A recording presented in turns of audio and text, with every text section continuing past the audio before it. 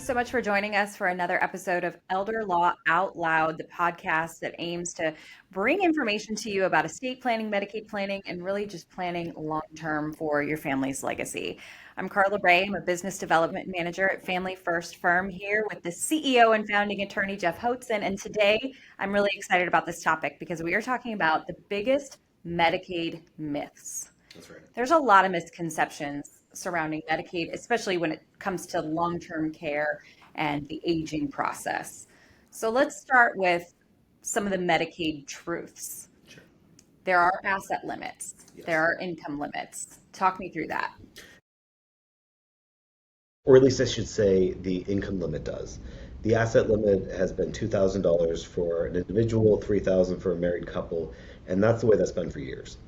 But each year the income limit moves up to kind of adjust with the changes that we see and increases, the cost of living adjustments, inflation, that sort of stuff that you'll see in Social Security. Right now, it's $2,901 of gross monthly income.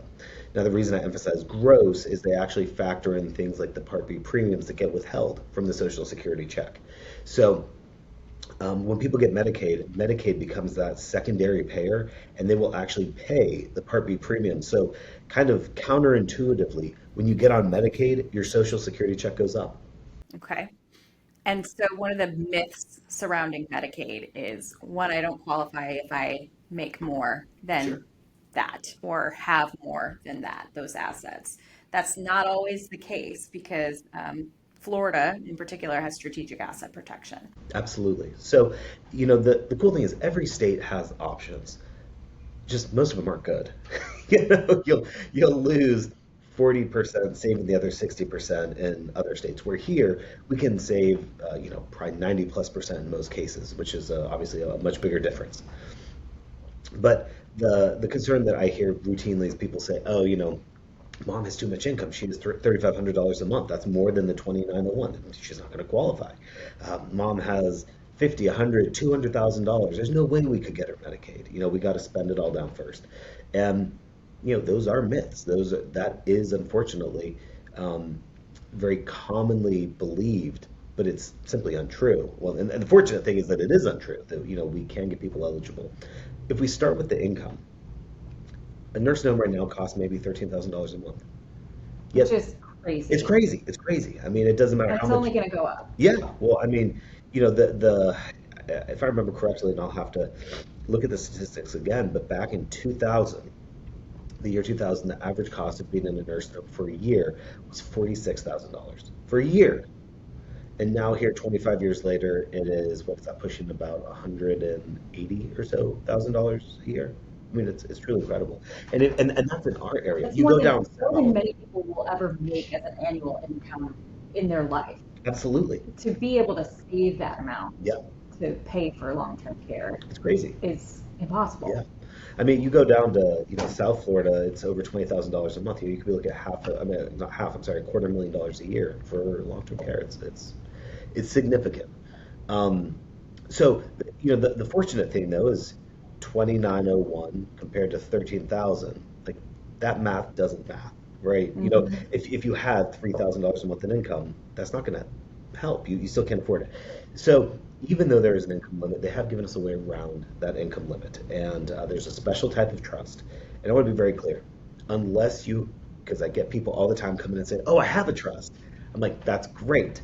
But unless your trust was set up for the sole purpose of getting eligible for Medicaid when you have too much income, and that's the only reason you would ever set up this particular type of trust, if it wasn't for that, it's not going to work. Okay. So there is a particular type of trust we can set up to get people around the income limit.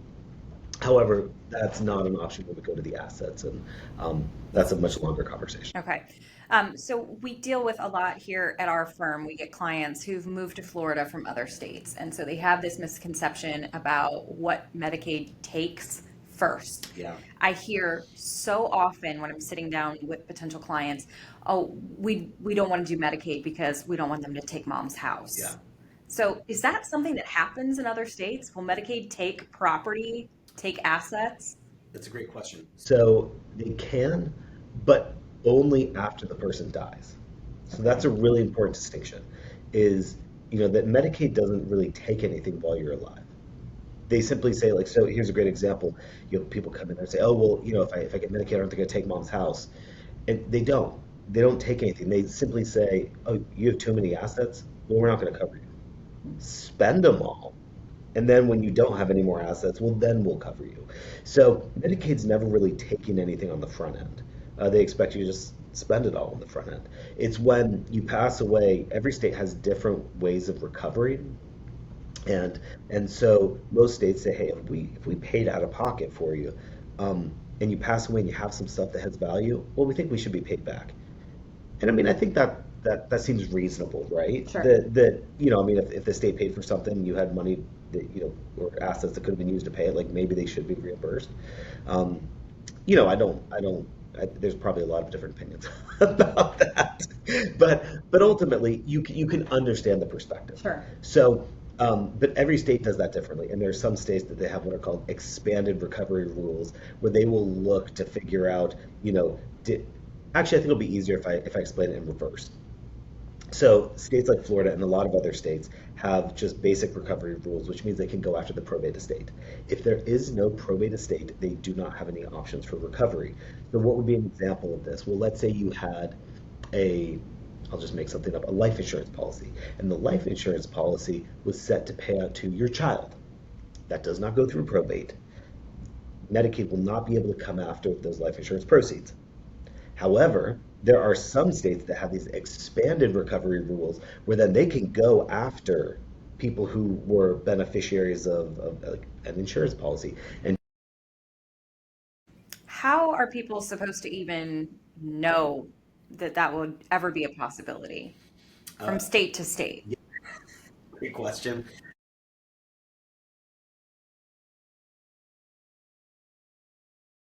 Um, there's this Latin phrase in the legal industry, and that translated says ignorance is no excuse. Like ignorance of the law is no excuse. Say it They in Latin, Jeff. I want to hear no, you say no, I'm good. But it. but ultimately, it's like, you can say, oh, I didn't know the speed limit was 60 miles an hour when I was driving 80. It doesn't matter. The speed limit was 60, so you're getting a ticket. And it's, that's true of just everything. That just because you don't know doesn't exempt you from being required to follow those rules. So, it is a little bit scary. And that's why, it does make sense to talk to an attorney who knows the laws, who can inform you of this stuff. And it is a little confusing for people who are trying to navigate this process when we ask them questions about their current assets. We ask Yeah. them questions about, have there been any major transfers of funds over the last 5 years that we need to know about? And they say, well, if you can still get us qualified for Medicaid, why do you need that information? Why does Medicaid need that information? So, what does Medicaid do with that information in the 5 year look back period? Yeah, that's a great question. We already established that the in order to get eligible from the asset perspective, you can't have more than $2,000. And now I'm going to add a qualifier in there and say you can't have more than $2,000 of countable assets. Sure. We already know that. There is another piece of that rule that says you can't gift away your assets within 5 years of applying for Medicaid. They don't want you giving all your money to your kids and then 6 months later saying, "Help me, I'm poor." That bridesmaids Yeah. scene. So so ultimately, they're like, we're not going to play that game. If you give your money away, your kids can use your money to pay for you, and we're going to give you a penalty period. And so, basically, the penalty period is, hey, we're not going to cover you for these number of months. We're going to take the total amount of money you gave away, divided by this number that we arbitrarily set, and that's going to give us the number of months that we're not going to cover you. So you're going to have to figure it out on your own. So this is kind of the background picture here. That is why they want to know if you've given assets away. Because if you have given assets away, they're going to give you a penalty, and they're going to say, nope, you don't get it. It sometimes feels like Medicaid's job is to keep you from getting Medicaid, right? Like that's what they're trying to do is make sure. But ultimately, they're simply trying to make sure that you abide by their rules, Okay. right? They say we set these rules, you have to abide by them if you want Medicaid. It's kind of like when you're parenting. It's like if you want to live in my house, you want to live under my roof, you Yeah. follow the rules. So it's a similar perspective there. But the other reason they ask for all the financial information, of course, is then because of that $2,000 limit. So they want to make sure that you're actually within the criteria. Because if you have too much money, if you have gifted assets, they're going to turn around and say, sorry, we're not going to give it to you. But things are so fluid, especially when you talk about the aging population, because 4 years ago, someone may have been perfectly healthy Of course. and then, give a gift to a grandchild Yeah. that's a true gift. Yes. And then 3, 4 years later, have a fall Yeah. and end up needing this long-term care. So what happens in a situation like that? That's a great question. So I did say you can't give away assets within 5 years of applying for Medicaid, but there's a second piece to that, and that is if the purpose of that transfer was for getting eligible for Medicaid.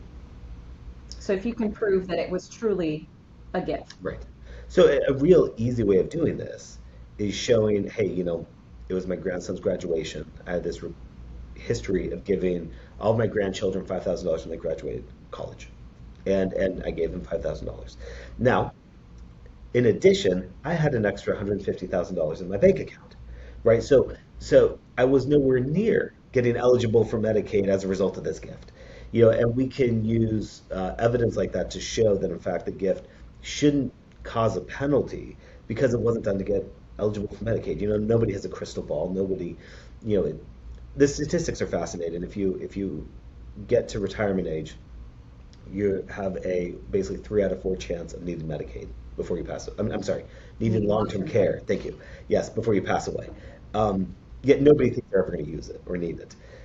So, it is kind of funny that you say, well, geez, you should know that you're going to probably need it when you get older, but nobody ever thinks about that. Mhm. They think they're that 25%.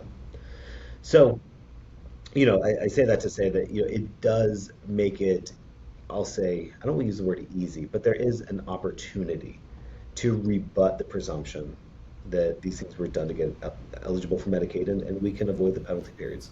Now, obviously, it's best to do that with the help of a law firm Yeah, for sure. because if you put in an application for Medicaid and it flags it, there's not a lot of room for nuance. Correct. Yeah.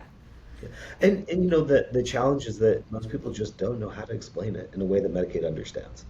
Having handled thousands of these, we do, but the average person, doesn't may not even be familiar with the rules, let alone how to, explain their way around those rules.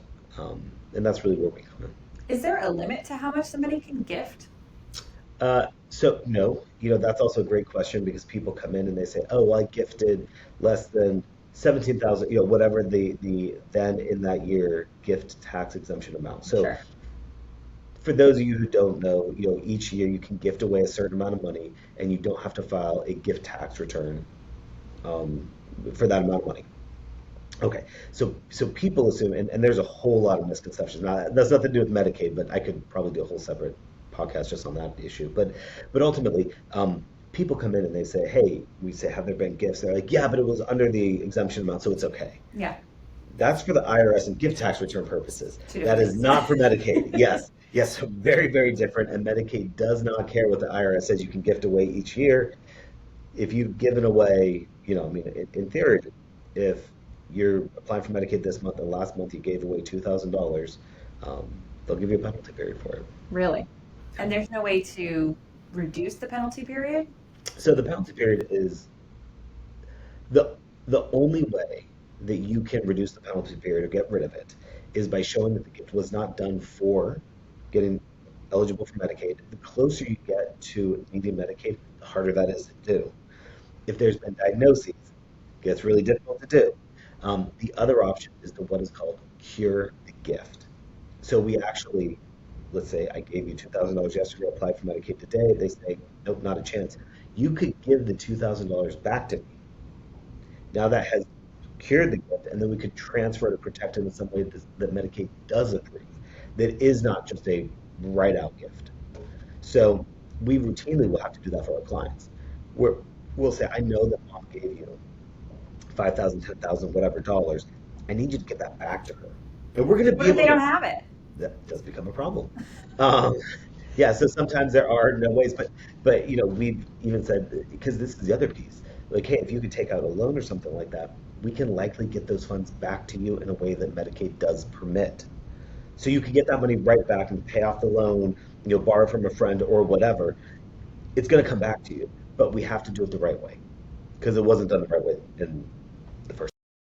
Some people would hear that and say that, okay, that's very arbitrary, that Medicaid wants it done exactly how because it's the same amount of money being transferred. It is, but it isn't a transfer. It's not a gift. Okay. You know, in some cases, we use basically payments to child caregivers. So instead of gifting it to them, we're saying, hey, you're providing help, you're providing, you know, um, shopping, companionship, you're dealing with lawyers and accountants, you're managing their finances, like all the stuff that you're doing for that person. If you weren't there to do it, they'd have to hire someone to do it. Mhm. And the state of Florida says, well, we'll let you pay your child to do that. And so sometimes we use that as an example, but that contract for employment has to be in place before that money's transferred. So if you gift your money to a child and then put together a contract later, it doesn't work. Okay. So what we have to do is the child has to give that money back to you. The contract is in place, then you can pay it over. And yes, does it feel arbitrary and difficult? Yes. And that is the, hey, if you want to live under this roof, you're going to follow our rules. Okay. Medicaid is like the step parent that That's we it. never knew we had. Yes. Yes. So, in cases where Medicaid will, in other states, go through the probate process Mhm. after assets, what do they do with the assets? If it's property, if it's a physical asset, not just cash. Yeah, I mean, all they really want is cash, so they're going to sell it and then keep the cash. I mean, and they do that in Florida, to be clear. In fact, when we file a probate here in Florida, we are required, if the person is over the age of 65, we have to notice ACA, the Agency for Healthcare Administration. And then they search their records to see if that person was a Medicaid or government benefits recipient. And if they were, they're going to come place a claim in that probate to be paid back. Wow. Yeah, it's just fortunately, that it's only in the probate. And so oftentimes when we're getting people eligible for probate, I mean for Medicaid, I'm sorry, a lot of the strategies we use end up making probate unnecessary.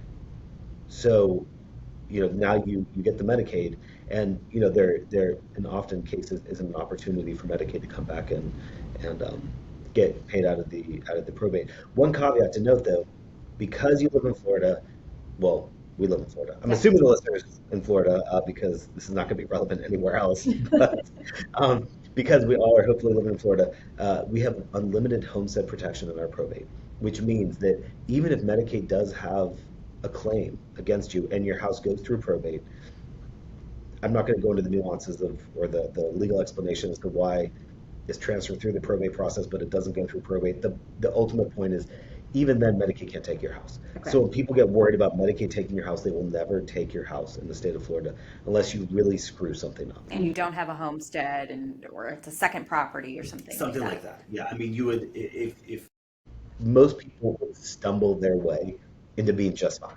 Okay. If you work with an attorney, you will never have an issue. Okay. Yeah.